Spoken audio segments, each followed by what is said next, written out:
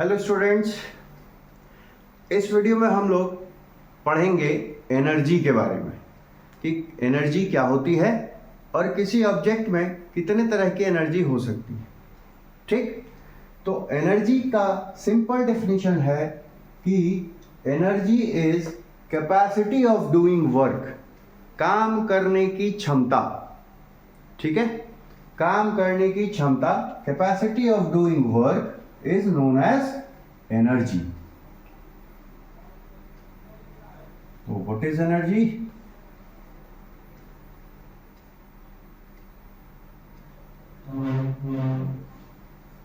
Capacity of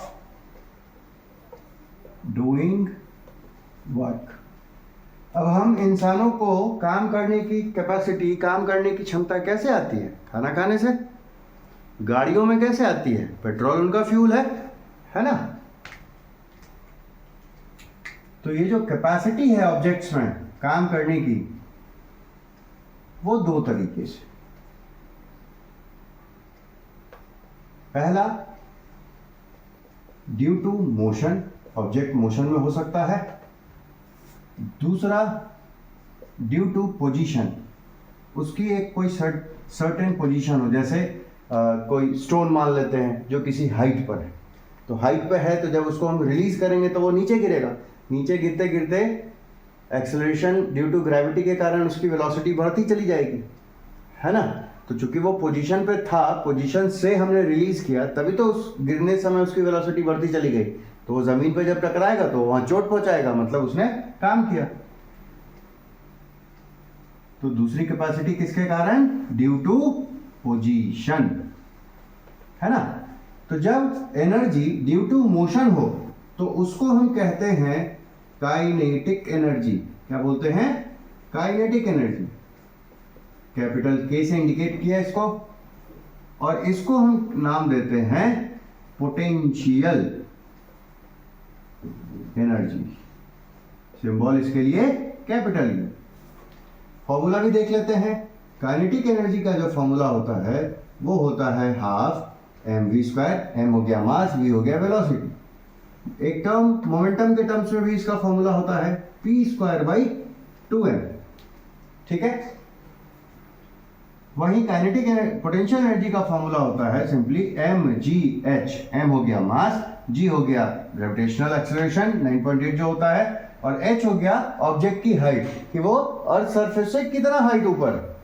ठीक है, दोनों की ही यूनिट जूल होती है, क्योंकि एनर्जी है।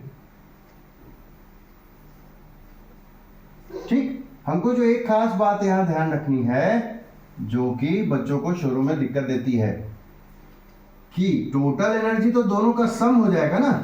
किसी भी बॉडी में जो टोटल एनर्जी है वो क्या हो जाएगा? सम ऑफ काइनेटिक एंड पोटेंशियल।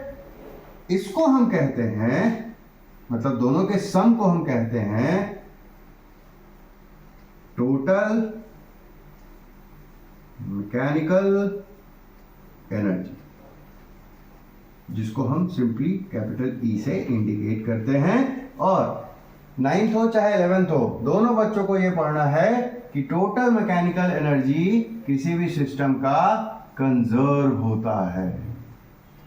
ठीक है, तो इसके लिए एक सेपरेट वीडियो बना दूंगा जिसमें हम ये साबित करेंगे कि टोटल मैकेनिकल एनर्जी मतलब sum of kinetic and potential energy of any system is remains same या कंजर्व। ठीक है, तो हो एनर्जी का जो ये बेसिक रिव्यू दिया वो समझ में आया होगा। फिर भी किसी को कुछ पूछना हो तो मेरे व्हाट्सएप नंबर पे पूछ सकते हो। ठीक है, चलो बच्चा लोग, bye bye, best of luck.